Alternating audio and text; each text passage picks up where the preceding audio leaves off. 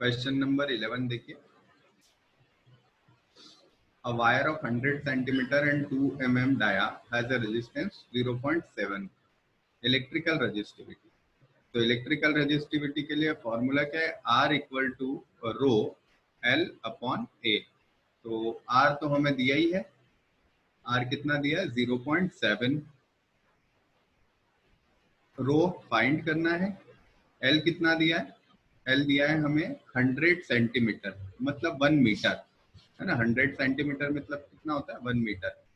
And diameter कितना दिया है? 2 mm। सो पाई और R स्क्वायर होता है, तो 1 mm का स्क्वायर, 1 mm मतलब 1 इंटू 10⁻³ का स्क्वायर। ठीक है, ये हमारी वैल्यू बनी। अब इसे सॉल्व कर लीजिए। So rho is equal to 0.7 into pi की वैल्यू रख देते हैं 22/7 इंटू 10⁻⁻6। तो इस पॉइंट को अगर कट कर दें तो यहाँ एक 10 और नीचे आ जाएगा, 7 से 7 हमारा कट हो जाएगा और आएगा 22 इंटू 10⁻⁻7 रो। तो आ रहा है 22 इंटू 10⁻⁻7 मतलब 2.2 इंटू 10⁻⁻6। ये हमारा करेक्ट आंसर है। नेक्स्ट क्वेश्चन देखो, ये डायरेक्ट क्वेश्चन है। Electrical resistivity E, current density J and specific resistance K।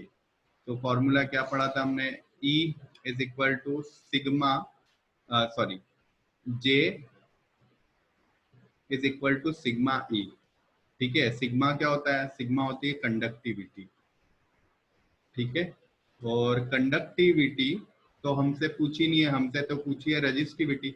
Specific resistance को क्या कहा जाता है? रेजिस्टिविटी। तो J is equal to 1/K E। अब रिलेशन देख लीजिए, 1/K क्या होगा? 1/K मतलब K मतलब होता है रेजिस्टिविटी या स्पेसिफिक रेजिस्टेंस। तो अब ये रिलेशन मैच करा लीजिए, कौन सा आंसर आ रहा है? E इक्वल टू J/K, ये तो नहीं आ रहा है। E इक्वल टू K/J, ये भी नहीं आ रहा है। E equal to J into K, ये ऑप्शन हमारा करेक्ट। ठीक है, ये हमारा 12 नंबर क्वेश्चन। नेक्स्ट क्वेश्चन देखते हैं 13। There is a 1.344 ampere in a copper wire whose cross section area is 1 mm square and number of free electrons per cubic meter per centimeter cube is 8.4 into 10⁻22। Then drift velocity। तो drift velocity कितनी होती है? Drift velocity is equal to I upon NEA। बस सारी values रख दीजिए आप, बस वैल्यूज को SI यूनिट में रखना। 1.344 अपॉन n कितना दिया है? 8.4 इंटू 10⁻22। बट ये किस में दिया है? सेंटीमीटर क्यूब में। आपको किस में चाहिए? मीटर क्यूब में। सो 10⁻⁻6 का मल्टीप्लाई कर दीजिए। And then area, sorry, charge on electron 1.6 into 10⁻⁻19 and area दिया 1 mm स्क्वायर। तो 1 mm स्क्वायर को अगर मीटर स्क्वायर में करोगे तो 10⁻⁻6, यहाँ हो जाएगा 10⁻⁻6।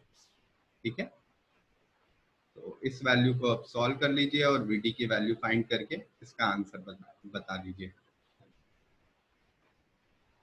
थोड़ा और सॉल्व करके दे देता हूँ मैं। 1.344 अपॉन 8.4 इंटू 1.6 और नीचे है हमारे पास 10⁻22 -6 और 10⁻⁻19। तो ये बन जाएगा 10⁻⁻12 से 10⁻10 बचेगा और 10⁻�9, सो ऊपर जाएगा 10�9। ठीक है, तो इसको सॉल्व कीजिए। इसको सॉल्व करने के बाद में देखिए कितनी आ रही है ड्रिफ्ट वेलोसिटी।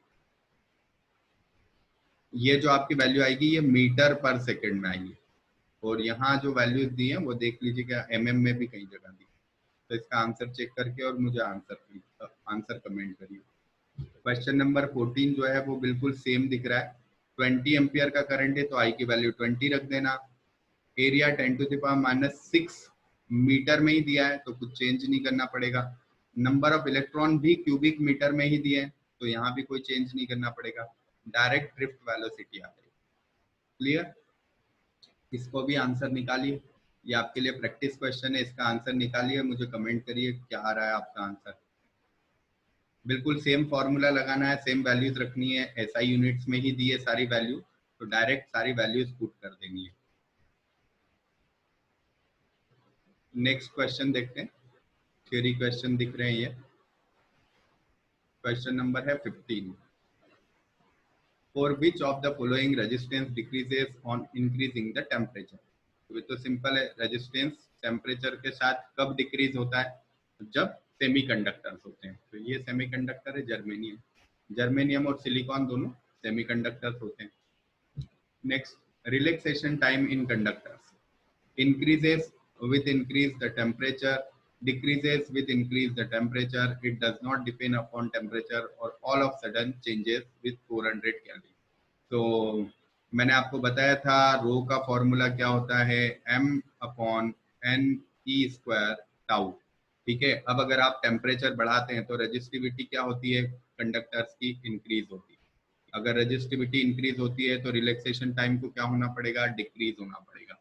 तो decrease with increase in temperature.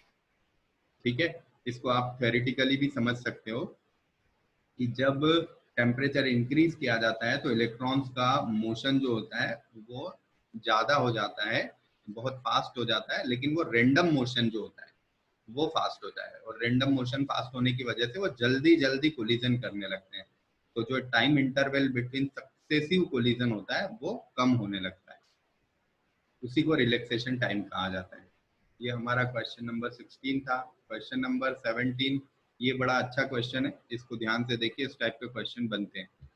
10 ohm resistance है और इसकी लेंथ को 10% इंक्रीज किया स्ट्रेच करके, 10% क्या किया है, स्ट्रेच करके इंक्रीज कर दिया है।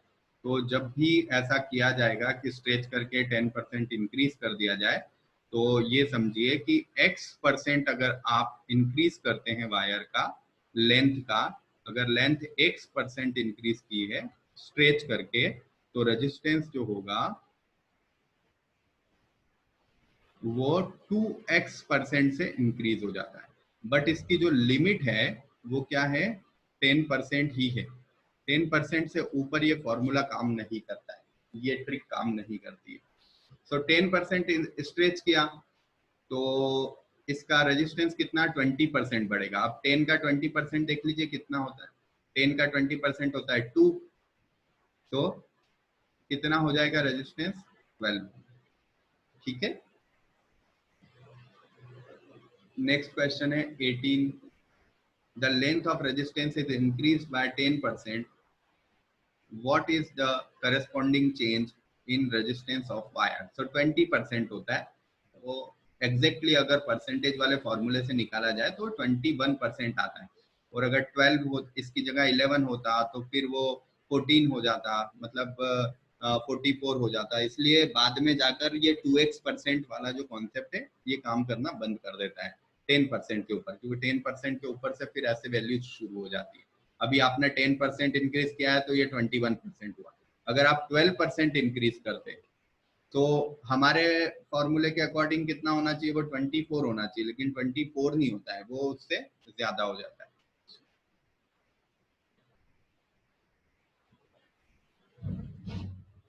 The reciprocal of resistance is conductance, resistivity, voltage and none of the above. ये आपको इसका आंसर पता है, रेसिप्रोकल क्या होता है रेजिस्टेंस का, मुझे आंसर करिए। ये क्वेश्चन आप मुझे आंसर करेंगे, ठीक है। 19 नंबर का आंसर आप करिए कमेंट में। नेक्स्ट क्वेश्चन देखते हैं 20। The resistivity of wire depends on, resistivity किस पे डिपेंड करती है, केवल मटेरियल पे डिपेंड करती है। ठीक है, एक बात ध्यान रखिए, रेजिस्टिविटी मटेरियल की प्रॉपर्टी है और रेजिस्टेंस बॉडी की प्रॉपर्टी, मतलब शेप साइज पे डिपेंड करता है। कंडक्टिविटी ऑफ सुपर कंडक्टर क्या होगा, सुपर कंडक्टर वो होता है जिनका रेजिस्टेंस ऑलमोस्ट जीरो हो जाता है, और रेजिस्टेंस जीरो हो जाएगा मतलब उसके कंडक्टिविटी कितनी हो जाएगी, इनफाइनाइट हम कह सकते हैं या वेरी लार्ज कह सकते हैं। ठीक है, तो हमें ज्यादा सही क्वेश्चन लगता है, ज्यादा सही आंसर लगता है वेरी लार्ज।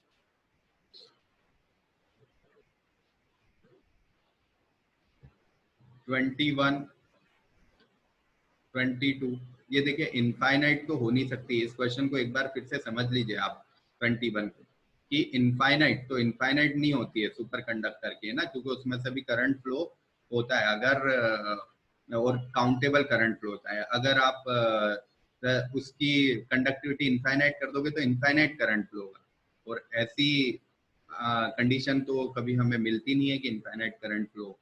तो वेरी लार्ज हम कह सकते हैं ना, जो ज्यादा सटीक आंसर है, ज्यादा एक्यूरेट प्रिसाइज आंसर जो है वो वेरी लार्ज है।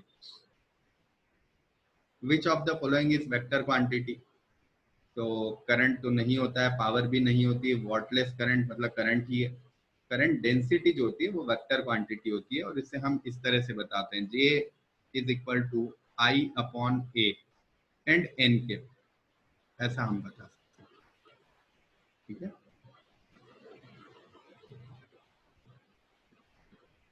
तो इन क्वेश्चंस में अगर कोई डाउट आया है तो मुझे कमेंट करिए। सिमिलर टाइप के क्वेश्चंस हम और ट्राई करेंगे फिर।